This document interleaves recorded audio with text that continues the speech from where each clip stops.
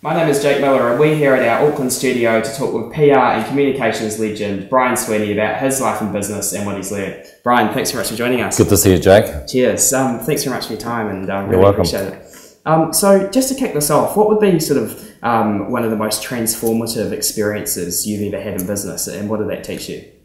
Well, it was a transformative moment, and it came in a car ride. Through my career, working in language, working with corporations and working in the entertainment business, and through academic work, I was often in search of identity and purpose. And I was particularly interested in what's the purpose of New Zealand and how do I define myself within that construct. And in the late 90s, I was driving to Kari Beach out of Auckland with a guy called Kevin Kelly, who was the founding editor of Wired magazine, and he was asking me lots of questions about New Zealand and the who, the what, the why, and I made a statement along the lines of that a disproportionate number of New Zealanders had changed the world in some way, and I quoted lots of examples, and I said I didn't know why that was, and he said that's really easy to explain, and he downloaded to me a theory from evolutionary biology called punctuated equilibrium that says that change in a species happens first on the edge, on the margins. Okay. And so therefore New Zealand's role in the world was to be a change agent. And I thought this is phenomenal, that instead of being thought of being isolated, remote, we actually had a role in the world, a place in the world. And out of this we developed a business purpose statement, winning the world from the edge. And so that's our purpose and direction in business, and it came out of a car ride to Kari Beach. Okay, fantastic. And your story itself is obviously quite extraordinary, from really being a Kiwi businessman that's gone global. So why did you want to get into PR and communications in the first place? What, I guess, sparked that interest in you? So I guess my interest in communication was sparked as a child growing up in the 60s, and we experienced the introduction of television, the civil rights movement in America, the race to the moon.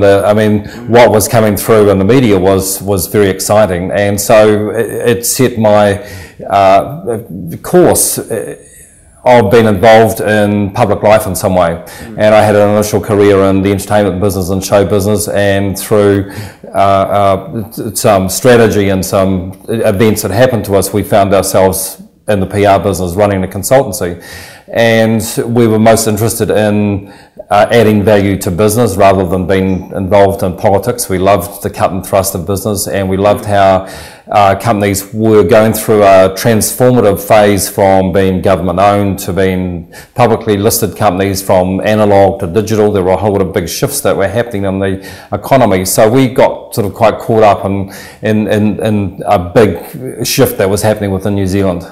Yeah, and I guess as a youngster, at age 9, you edited your first newspaper, and at 17 you were involved in protests in Maraoa. So I guess from a young age, you're obviously always interested in sort of politics and communication and everything as well. So do you think in the big picture, when you look back, that early interest helped you build your company, SweeneyVesty, today?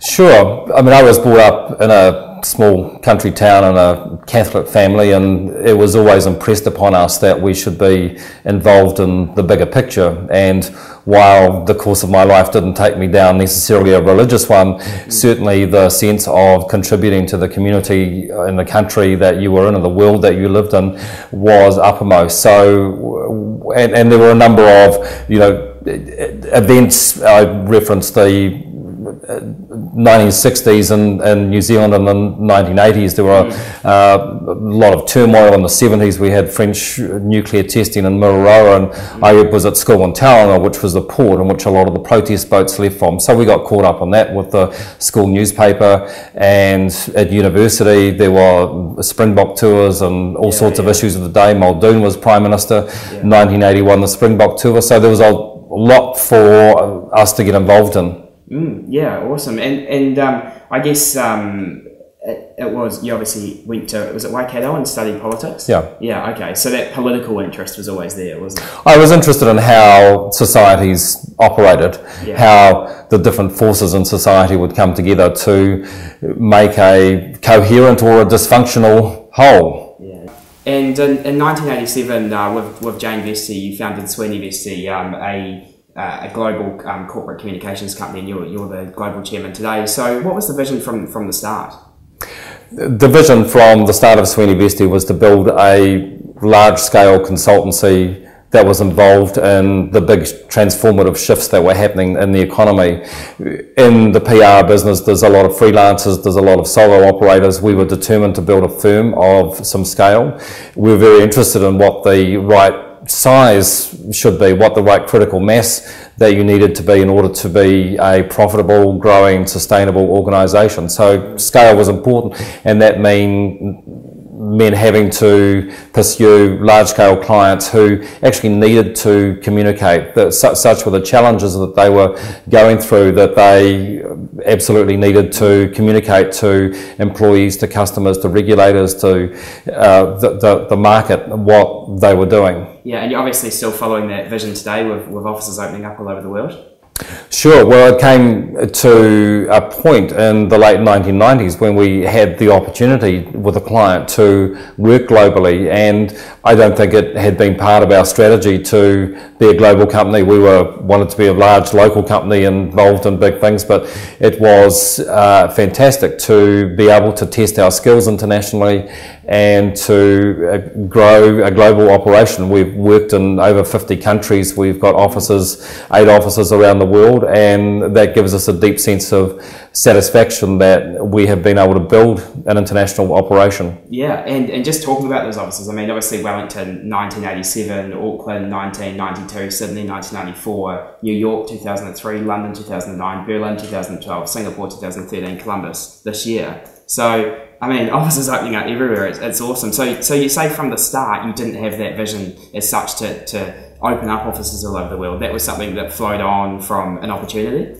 It flowed on from an opportunity. I mean, we wanted to be major within New Zealand, and at that time there was sufficient work and challenge and excitement within that context to satisfy us, and it really wasn't until a client opportunity presented itself did the notion of being able to work globally occurred to us. And of course this is in the context of New Zealand needing to be an export economy. I mean, fundamentally our survivability as a nation comes from our ability to export, have a commercial relationship with the world, and I think that in the late 90s we had the skill and the experience and the maturity to be able to take that step. Yeah, fantastic. Even within the last 3 years, I mean, offices opened up every single year. So what's the plan for, I guess, for the foreseeable future? Do you want to keep opening up offices globally?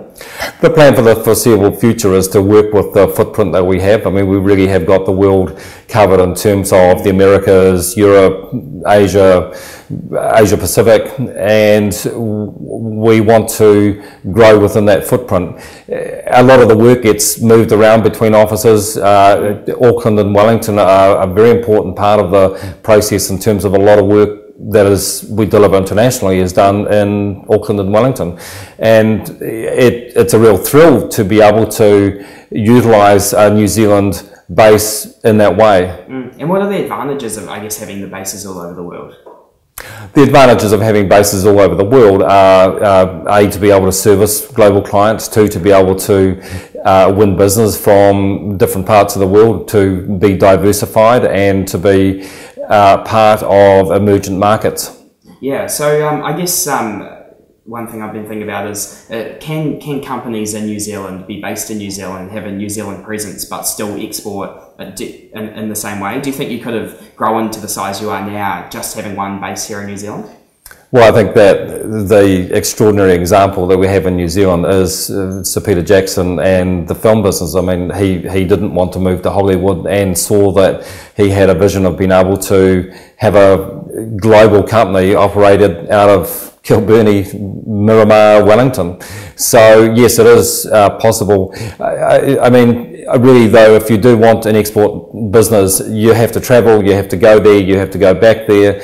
It's a long game. You have to be dedicated. You have to have resources. You can't do it on the smell of an oily rag because it's just too expensive to do otherwise. But I mean, certainly that's the business game that New Zealand needs to be involved in. Yeah, awesome. I just want to talk a wee bit about, I guess, the different types of PR that you guys have been involved in, from obviously communicating large-scale scale organisational change, financial restructuring, competitive strategies, changes in ownership, etc. What type of PR and communications do you personally enjoy the most, and why?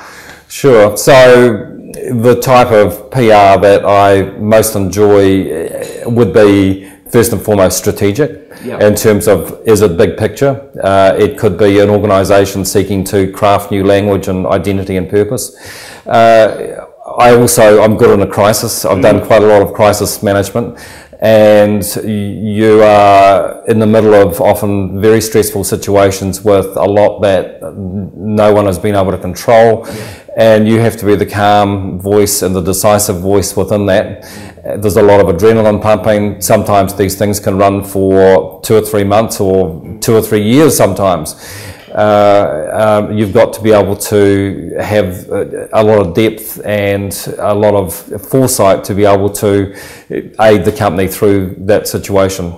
And just talking about the crisis management, I mean, it must get pretty intense sometimes. So is there quite a specific process about when something happens, about going down and working out, I guess, all the things that need to be communicated? And I can imagine it would have to be quite quick as well. There are many different types of crises. We've mapped them, and probably there are sort of 28 shades of issues in crisis, and each one of them is quite unique. There are some golden rules for certain situations, and certainly there are types of incidents in which a public presence and public communication is absolutely part of the solution, and there are a number of others where you actually want to be able to withdraw and to almost remove the air from the room, as it were. Yeah, and you talk about some of those golden rules. Is there anything in particular that you would pass on to business owners, I guess, potentially going through a bit of a crisis in terms of PR and what they should be doing? What would you Well, I mean, the first thing is, the obvious thing is to have planned ahead. I mean,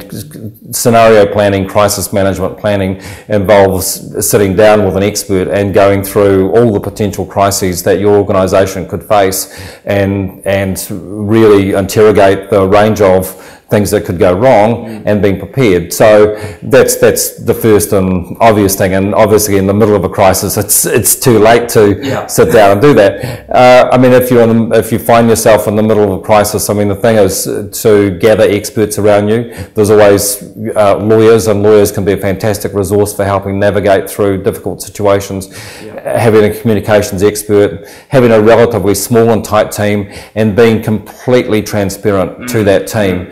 Because the worst thing that can happen in a crisis is to be blindsided by information that people haven't disclosed to you. So you've got to get it all out onto the table, be brutally honest to your own team, so they can assess the actions and strategies that need to be taken. So transparency in the team's important. What about transparency to the world and who you're communicating with? Is that always something that you would encourage to be at the forefront, or do you sometimes have to be a bit more strategic and work out when to release it? I think that you have to be strategic in terms of what is the right thing to do by the law of the land, by corporate ethics and governance. Those things are incredibly important, and if that means needing to apologise, if it needs to take responsibility, obviously that's what you need to do. I mean, we live in a very open society. Information is broadly available, and you can't really hide. So, but there are instances in which it's not necessary.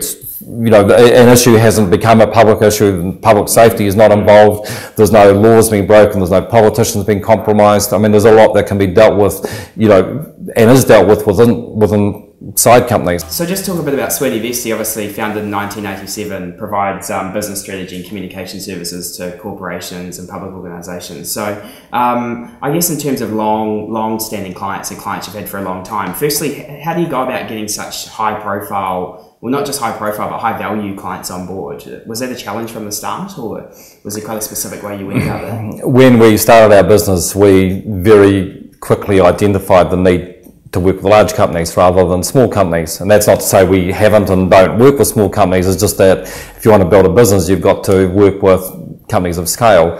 And really, we had a target list, and we found ways in which to have conversations, build relationships, get introductions, identify needs, and one thing would lead to another, and we would have an assignment which would often lead to 3 or 4 more and 10 or 15 more, and so we found ourselves, and as I say, that the economy was in a transformative phase, so there was a huge amount of work that was needing to be done, and one large corporation, we would usually have about 50 projects on the go at any one period of time. Wow, okay. How do you go about getting high-value clients on board? Sure. In the early days, I think I said. Yeah, sure. So when we started SweeneyVesty, we very quickly identified the need to have large clients, not small clients. It just made complete business sense. So we drew up a short list of about 10 companies, 10 of the biggest companies in New Zealand, and one by one we identified opportunities, who the right people were to talk to, where to talk to them, how to get introductions. And when an opening occurred, we were able to prove ourselves, and they loved what we did, and more work would follow. Yeah, and once you've got those high value clients on board, how do you keep them on board? Is it a lot of relationship management and so on? Or? Well, you keep them on board first and foremost through the quality of your work. I mean, you can have great relationships, but if you do bad work, then the relationship will go bad pretty soon. So a lot of it comes through the value add, the difference that you make, the quality that you supply, and the independence of the advice, because there is definitely a role for independent agencies in this rather than getting everything internal, which tends to become quite insular. So we're seen as a strong independent council with a major ability to implement difficult stuff. I mean, often we became the too hard basket of companies. They had knotty problems that they would delegate to us, and it was an effective way for them to manage their business at hand. Okay, and as a company, I mean, you guys are obviously involved with lots of PR and communications in terms of corporates, but also government and also individual CEOs and business leaders and so on. So what are some of the key differences with managing PR for corporations versus government versus individuals? The shades of difference between managing a corporate account as opposed to a government department, and I distinguish between the work of government rather than the politics of government, which we tend to steer clear of. Okay. That's quite another whole field and discipline in which there are people who, if you're going to be involved in that, be involved only in that. I think that government or politics and business have got completely different ways of operating. The rules are pretty much the same. I mean, consider everything as transparent, everything has the potential to be disclosed, be professional, operate ethically, same sort of rules. Yeah, and for the individuals, I mean, is it about working with individuals who are, I guess, already on the way up sometimes, or have you worked with, I guess, individuals before who are maybe on the way, having some really difficult times, and you've got to sort of help them manage a personal situation? Sure. That? I mean, is it about chucking jet fuel on an already awesome fire? Or? Well, a number of CEOs who we work with who want to develop profile are usually on their way somewhere. Okay. Often business owners entrepreneurs who need to build their profile and develop their story and lead by example.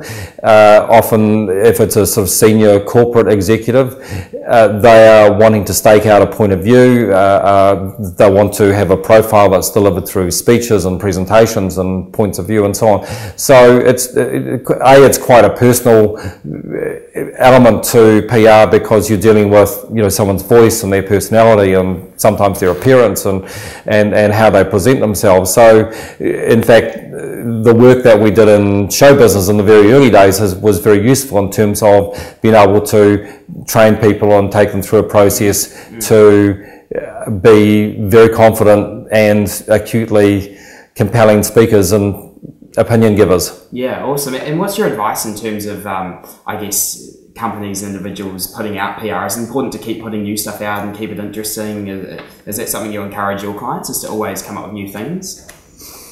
To almost keep them in the media as such? Often large corporations have a media profile whether they like it or not, such as the scale of their operations, that they just sort of generate news. So sometimes that needs to be managed from an issues point of view. Yes, companies do want good news to be told, but it's not indiscriminate. They want to do it around purpose. They want to do it around a calendar of events in terms of, you know, project launches or project milestones.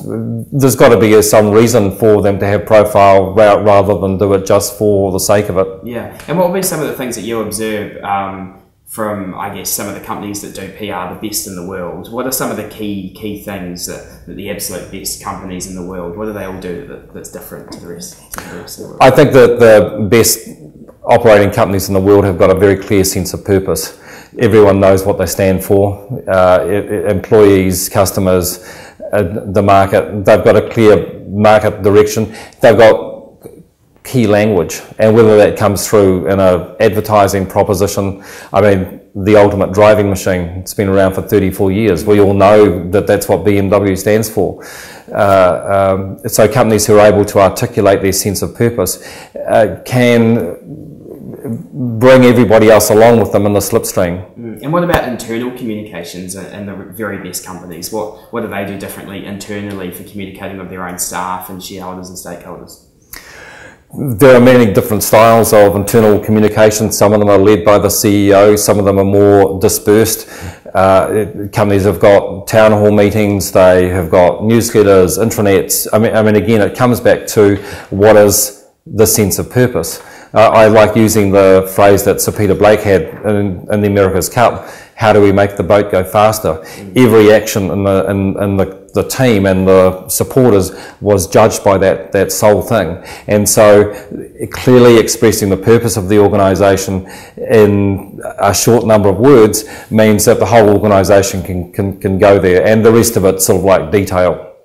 And that was part one with Brian Sweeney. We'll be back in 1 minute to talk about taking the business global. We'll also be talking about Brian's beliefs on PR and also on brand and how that relates to PR. Stay tuned.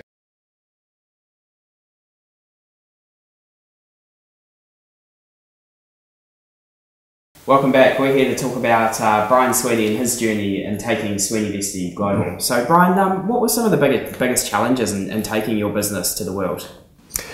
Some of the biggest challenges in taking the business to the world have simply been administrative and structural, immigration, banking, setting up companies in other countries. It's not a simple process of going to another country and setting up business. There is a lot of onerous regulation. There are interrelationships between companies. There are double tax agreements. So you need great lawyers and accountants, both with a global point of view and with local expertise, who you can set yourself up. And we've had to do this in America, Britain, Singapore, around the world where we've set up. You've got to go through this process. And is each country very different, or are they all quite similar? Each country has got a similar process, but with quite distinct differences, and you can't approach it with a one world approach. You've got to look at each market separately, and that sounds very boring, but you've got to get the plumbing right in order for everything above the surface to operate smoothly. So what are some of the countries that are, I guess, the best to do business in that you've found? New Zealand is a great place to do business. I mean, it's rated very highly in terms of its ease of setting up. Singapore has been really straightforward to establish a company in. I mean, it's got a number of hoops you have to work through, and there's some things that are quite different from other countries, but Singapore is a very pro-business country. I mean, you wouldn't want to set up business in Italy or France, for example. I mean, very complicated, even down to things like getting things like driver's licenses, incredibly difficult. Okay, and I guess in terms of your industry in particular, has it been quite a challenge working out different ways to, I guess, put communications and PR in different sort of geographical areas? You're saying before that you've worked within sort of 100 cities and 50 countries, so do different areas communicate differently, and is that quite a challenge to learn about the different cultural things? One of the great revelations has been this is one world. yes, there are cultural differences and there's cultural nuance, but we are one Facebook, we are one Google, we are one Instagram. The notion of globalization has been almost complete because of the internet and YouTube and email, and I think that human nature is pretty much the same around the world. People do want the same sorts of things in life in terms of feeling a sense of prosperity, a sense of progress, a sense of fairness and freedom. They want clean clothes and they want to have fun on the weekend, and I mean, it's a wonderful thing, human nature, and to find that it's got positive expressions in the same way right throughout the world is a very affirming thing. So Kiwi business owners, I guess, don't need to be scared about different countries working differently in terms of communication. It's just we're one world kind of thing. Well, it is one world, but if you're in the communications business, you are very good observers, you're very good listeners, you pick up on nuance, you scan the environment, and you use these things in order to be like a team player. You can't go into a market with a lot of preconceptions. I think that New Zealanders are very adaptable, flexible people. We're well accepted throughout the world, and we've got a great sense of working as a team and working with people. So just to finish off this sort of global segment, I guess what would your sort of parting bits of advice be for business owners in New Zealand looking at taking their business to the world or to another country around PR and communications? How should they go about getting profile in a new country? Sure. Well, in terms of New Zealand businesses going to other markets and seeking profile, hire a professional. I mean, there are specialist companies all over the place who know local markets. You can't go overseas and have a do-it-yourself approach. You need introductions, you need referrals, you need access, you need people to introduce you, and that's what hiring a PR company does. And there are a number of different levels in which you can do it, but expect to pay a retainer and to engage someone for 6 months. I mean, and these companies are busy. I mean, they aren't there waiting for you to walk in the door. So you've got to go with a deliberate intent of engaging a PR company to do these things for you. So I just want to talk about your beliefs in regards to PR and communications. So what are some of the core beliefs you hold about PR and communications? One, that it can make a big difference. This is a hard return. It's a real value add to a corporation's bottom line and its reputational capital, and it needs to be led by the CEO. I mean, there needs to be a fundamental belief in the C-suite that PR makes a difference, and in fact there are a lot of CEOs who are not really trained in the discipline of PR or don't really have an awareness of it, and therefore diminish its importance. So I think that for CEOs, make a real effort to understand the discipline and the value that it can add. Okay, and what's one of the commonly held beliefs in the industry about PR that you believe to be incorrect? That PR is about spin, that it's flaky, that it's about sorting out problems, keeping people out of the media. I mean, there are a number of things that sometimes the PR profession has brought upon itself that lead to a view that it's not a serious discipline. However, it's a really serious discipline, particularly outside of New Zealand. I mean, in America, it's considered a completely necessary and expected part of the governance of the C-suite. In New Zealand, there's still, I think, a bit of suspicion about the discipline and the value that it can add. Okay, and when a client comes to you with something that they want to get some promotion for, I remember being explained to once that quite often a company will come to a PR company with something that's just completely not malleable and it's just not going to get in the media, whereas quite often it comes and it's sort of like that, and the PR company's job is to make it so it does get some exposure. So are there any secrets in terms of getting stuff out there? I guess making things go viral and getting things in the media, in the paper, on TV, or does it come down to whatever it is you're trying to sell? When someone comes to you with an idea that you clearly don't think is going to work, then you really need to say that you don't think it's going to work. I mean, not everything is PRable, as it were. Yeah. I mean, the key thing is, what's new, what's distinctive, what is special about this. I mean, there is a demand. I mean, the news cycle is hungry. It needs news stories coming through. So there is certainly a process by which stuff gets reported. I think that if it's imaginative, if it has a good spokesperson, if it improves someone's life rather than a stunt, I think that that's where a lot of the litmus test is these days in terms of stories. Does it improve people's lives? Yeah, okay. And what are some of the key mistakes, I guess, you see being made in the industry quite often? Key mistakes that are made with PR is not valuing it strategically, seeing it as a very tactical tool, and yes it is, it's a very effective tactical tool, but PR needs to be considered in terms of the long term, the long game of the company. Yeah, and how's it changed, I guess, with the development of digital technologies and so on? Is it forever changing? Digital has certainly sped things up. There's a continuous news cycle. I mean, the days when you used to go to the Herald printing plant at Ellerslie at 4 in the morning to get the first edition of the paper, well and truly gone.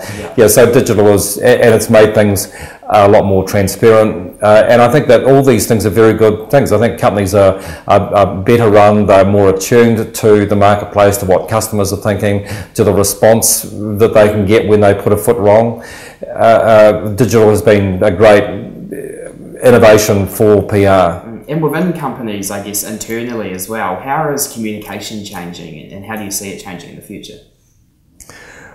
I think communication within companies has probably changed a lot less than it has in the marketplace. Okay. Again, I came back to this thing about a core purpose. If people know what the company stands for, its belief systems, its operating principles, then everything else should flow from that. And yes, there are internal Twitters and there are intranets and all these sorts of things, but I think it's changed much less than it has in the external market. Okay, great. So just to talk briefly about brands now, I've just got one question around that in terms of I guess how important is for a company doing PR to have a solid brand? I mean, there's been some examples recently. Let's take Malaysia Airlines for example. I've seen them doing PR and I guess it seems like whatever they do, they're sort of doomed and they get told off for something because it's insensitive here or insensitive there. So is it important to have a good brand when you're doing PR? And if you don't have a good brand, should you build the brand first before you even try and go to the world? Sure. I mean, good branding is fundamental to doing business. I mean, these days people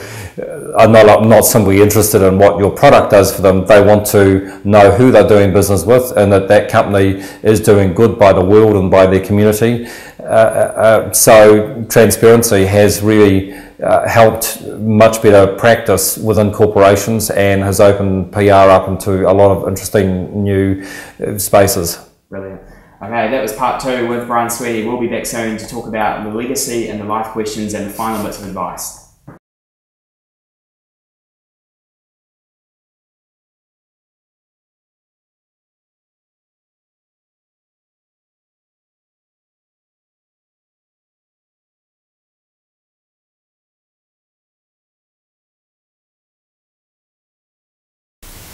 Welcome back to part 3. We're on to the rapid burst questions now. So, Brian Sweeney, what are the 4 main breakthroughs you've had in your career?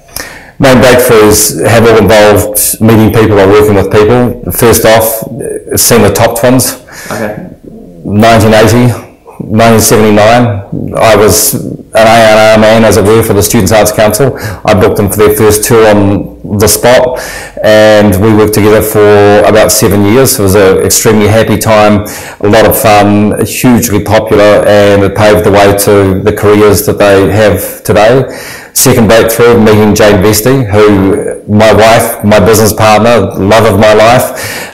She has got extraordinary skills that I don't have. We're a great combination, we're a great balance, and we love the business that we've built and the family that we've built as well. Third person, meeting Kevin Roberts, CEO worldwide of Saatchi & Saatchi. Saatchi had been a client of ours when Kevin was appointed to the worldwide role, and he asked to do some stuff, and it was a relationship that we both got each other straight away, and he is an extraordinarily astute user of communication, and it's been a fantastic relationship through many years and many countries. Okay, fantastic. And I guess what's one of the best bits of advice you've ever been given, and by whom? One of the best and simplest pieces of advice I've been given is start with the answer. And it was the operating motto of a captain of industry from the United States who I had done some work with. And a lot of organisations and people progress in a very linear way forward rather than visualising what the future, what the outcome might be and working backwards. So I think if you have a start with the answer approach to problem solving, then you'll get there a lot quicker. And what leaders, I guess globally and just within communities and so on, do you learn off the most, and why is that? The leaders I've been inspired by most in my life have stood for something, have been able to articulate that and put it across and have staked a clear direction for their country or their company. You look at countries like France, which is in a complete muddle at the moment because they've got a very weak president. Even President Obama in America has struggled to articulate the vision, and as a result the politics in America is quite muddled. That's in contrast to other leaders, probably more historically than currently, who have staked out the future and said, I'm going to take this country there. Okay. And in regards to upskilling, what do you do yourself to keep upskilling, and is it important to keep upskilling in business? In terms of upskilling, I mean, what I do is I read voraciously, widely, weirdly. It's important to cover the bases to absolutely know what's going on, and so I've got set things I read during each day, and then come the weekends I'll branch out and do some more unusual things. I mean, communication and creativity is frequently about connecting things and connecting disparate pieces of information and knowledge, and the broader knowledge set that you have, then the quicker and better solutions that you will have. And yes, go to talk fests. I mean, a defining moment of my life was going to the TED conferences for 10 years from 1994, being exposed to new stuff, to different styles of presenting, new perspectives, and I think that it's much more important to be open to inspiration than it is to learn how to do something in a technical sense. Yes. I'm not dismissing that, but I'm just saying concentrate on the big stuff, on the heart and the head stuff, rather than the tactile. So, and how do you see business in the world changing over the next, I guess, 5 to 20 years? What do you see being some of the key changes? Business is going to be more global. We are one world, there are open borders, the internet is a global platform. We're going to be more digital, it's going to be more transparent. I believe it will be more sustainable, because I think that the consciousness within corporations of the need to produce products that don't add to the carbon profile of the world is quite significant.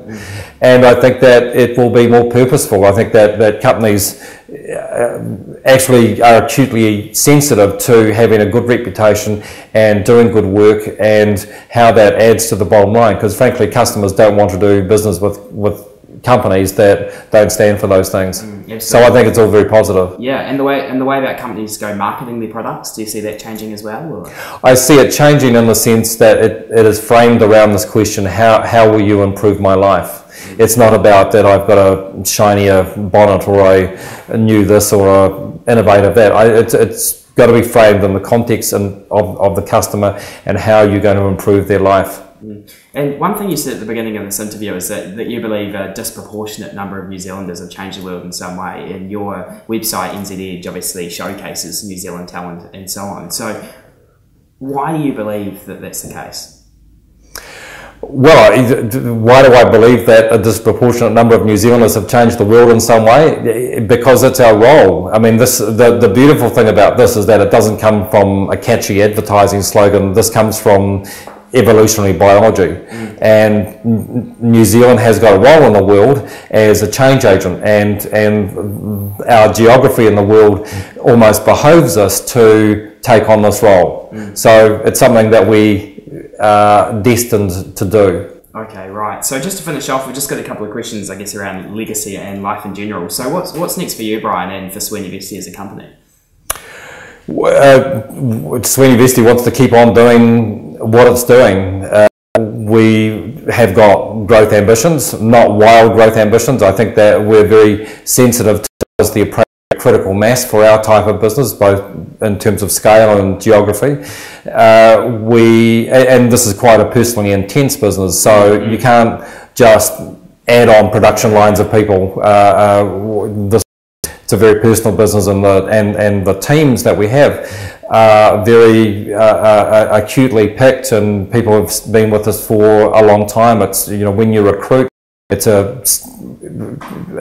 quite an intense process. So we will continue to advance along the current course of action. Yeah, fantastic. And when you look over your business career so far, what are you most proud of? I'm most proud of Jane and I building a global business, an international business. We're really proud that it's come from New Zealand roots. We're really proud of the fact that New Zealand has got a fundamental ongoing role in the global element of the business. But the purpose statement, winning the world from the edge, that's what we've sought to do. Yeah, absolutely. So I guess just a quite an open question. What do you personally want your legacy to be as a global business person? Winning the world from the edge. Yeah. So someone coming from New Zealand and taking a company and doing incredibly well. Yep. Yeah. Okay. I mean, we love doing this as a people. I mean, 1905 All Blacks. I mean, we love taking and beating it. Yeah, absolutely. So just before we go into our final question, I guess what would be something you've learned along the way, and it doesn't necessarily have to be to do with business, but just about life that you would want to pass on to anyone who's watching this? What's something that you've learned? Be generous, show gratitude, pay it forward.